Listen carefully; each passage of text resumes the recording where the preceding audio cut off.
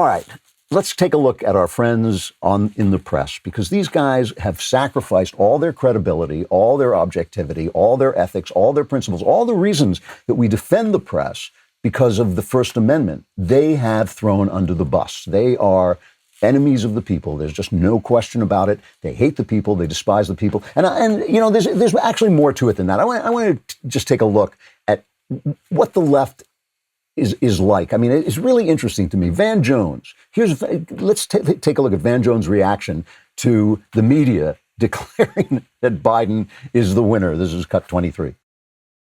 Being a good person matters.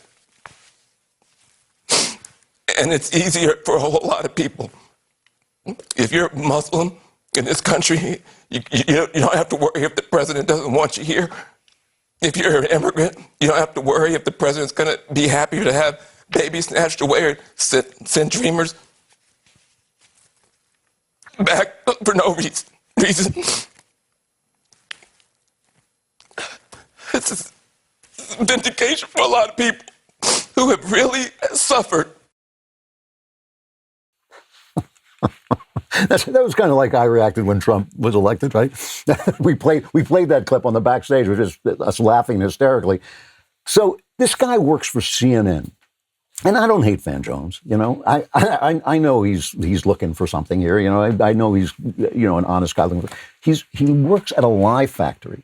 You know, there is no accusation you can make about Trump's honesty or cruelty that isn't provably true of CNN. So when he says it's going to be easier for dads to talk about how character matters and how honesty matters, these guys are entirely self-deluded. I mean, I don't believe he's insincere. That's the thing that gets me. It's not that so much of the press is lying. When Brian Stelter, who is an amazing, amazing human being, that he can come on and says the press isn't biased, I think he's telling the truth. I think he really thinks the press isn't biased. It just happens to be that all their opinions are correct. They don't have to listen to anybody else because they're the evil ones. And, you know, here's the mental world they're living in. You know, in order to say the things that Van Jones says, to be that clueless about your own position in the world, you have to seriously be living in a fantasy world. Here is an NBC commentator, major network. These are the guys dumped Harvey Weinstein, right? Dumped the Harvey Weinstein story. Here he is telling us what's going to happen now with the conservatives, who, as you can see, I'm sure if you look out the window, there are Trump supporters burning your city to the ground and breaking in it's mostly peaceful riots, but they're burning your city. Oh, wait, no, none of that's happening. But here's Malcolm Nance, NBC commentator. I think he's talking to Bill Maher here. It's cut one. We are going to have a political paramilitary insurgency in which Donald Trump will be Saddam Hussein. We already got Uday and Qusay, his sons and his daughters. So you're saying military, paramilitary, in other words, not actual military like in these countries, but they don't want to use the official military, so they have their Boogaloo Boys. Right, Boogaloo Boys, Proud Boys, the rest of the vanilla ISIS crew out there. You know, the rough people. He calls them the rough people. We have the rough people, bikers. Yeah, good people on both sides. The problem is these convoys that we saw in the run-up to the election, what I'm most concerned about is convoys, you mean? You know, these ISIS-like Trump convoys of, 100, 200 trucks out there. What happens when somebody says, we don't recognize Joe Biden's election, and those convoys become armed convoys, and they start blocking highways? They're not now? Not yet. Not yet. I mean, how long has it been? 4 months, 5 months of riots in Democrat cities that these guys have hidden, obscured, called mostly peaceful, told us were actually important. It didn't matter about the Wu flu when they were having these riots because racism is a health problem to begin with. And yet what he's afraid of is the Proud Boys, 6 guys, who haven't done anything to anybody, are suddenly going to show up in tanks on his streets. And Bill Maher is like, oh, isn't that already happening? It's not. I mean, this is the imaginary world that they live in. This healing that Joe Biden is talking about is going to be really difficult from our tanks when we're riding in our tanks. I hope somebody will give me a ride in this tank. But there's also this, okay? That in a way is the most honest thing about the media is that they are lost in a fantasy world of their own making. I mean, I have to go back to that hilarious CNN reporter, hysterical because a totally peaceful demonstration was going on outside the counting places, and they were praying and they were chanting, and that was making her hysterical at CNN on the Chris Cuomo show where riots were fine. You know, that's the imaginary world. But there's also the lie world. Now, here's James Clyburn, right? Now, this guy is an old political fox, right? This is a smart guy. He engineered Joe Biden's victory. He understood that the radicals were not going to win, but this piece of cardboard that they could put up who looked like an old-fashioned Democrat, he understood they could win. This guy's a fox, all right? He's a smart guy.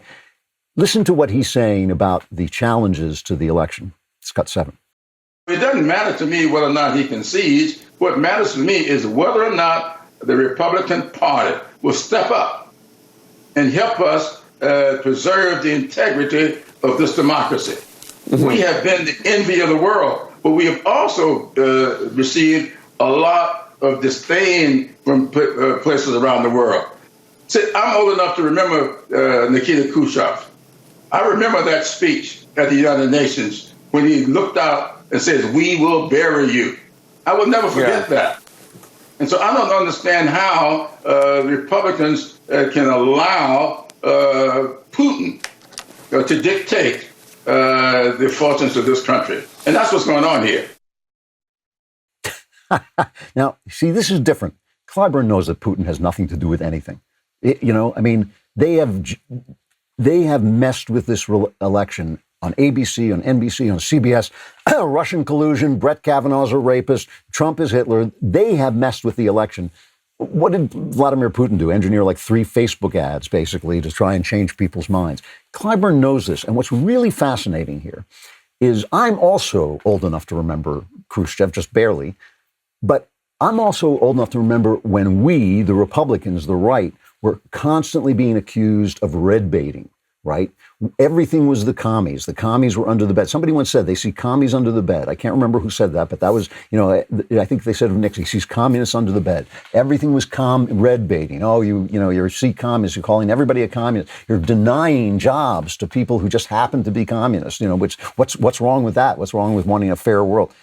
Now, who is it who's constantly saying Russia, Russia, Russia, when it's already been disproved? And I know Democrats, personally, who believe this stuff, but Clyburn's not one of them. See, that's the thing. They're selling it. People are buying it. It's what Reagan always said. It's not that Democrats are ignorant. It's just they know so many things that just aren't true. And let me play one more clip of the press. And this is George Stephanopoulos, who we all remember intimidated women so that they wouldn't come forward for Clinton, and now heads the news department that killed the Jeffrey Epstein story during Hillary Clinton's election. And no one in the press has said, hey, George. And by the way, George Stephanopoulos went to a party honoring Jeffrey Epstein after Epstein was convicted of abusing young people. No one has said to George Stephanopoulos, hey, George, what did you have to do with spiking that story? No one. He's talking to Kristi Noem, one of the best governors in the country, a woman who said to her people, listen, this is a real disease. I'm not telling you it's not. Here are the things that will keep you safe. Make your own decisions. You're Americans. Truly one of the best governors in the country. Hopefully somebody we're going to see on the national stage before long. Here is George Stephanopoulos jousting with her over the election. Cut 8. I've spoken to Republican officials across the country. They have come up with zero evidence of widespread fraud. And that is not true. That is absolutely not true. People have signed legal documents, affidavits stating that they saw illegal activities. And that is why we need to have this conversation in court. The New York Times itself said that there were clerical errors. If you look at what happened in Michigan, fraud, Governor, that's that we had computer glitches that changed Republican votes to Democrat votes. You look in Pennsylvania, dead people voted in Pennsylvania. So, George, I don't know how widespread it is. I don't know if it'll change the outcome of the election. But why is everybody so scared just to have a fair election and find out? We gave Al Gore 37 days to run the process before we decided who was going to be president. Why would we not afford the 70.6 million Americans that voted for President Trump the same consideration? So this widespread fraud thing is a lie. It's a lie. You don't need widespread fraud. You just need targeted, effective fraud. She gave several examples that hint at that might be there. but she's the governor of South Dakota. It's not her job to find out about fraud in Pennsylvania. The whole interview is a scam. All she's saying is the rule of law should take place. And all he's saying is, no, it shouldn't, because we, the media, say it shouldn't. This is that guy. This is George, I killed Jeffrey Epstein story, Stephanopoulos on ABC, where Clinton hack is running their news department. And we're supposed to listen to which one of these two people? Unbelievable. See, what has happened here is there has been a great realignment. There's been a true change. Trump is the final, the final wave of that change. I hope you enjoyed that clip from The Andrew Klavan Show. If you did, go ahead and hit the subscribe button so you stay up to date on all our future content.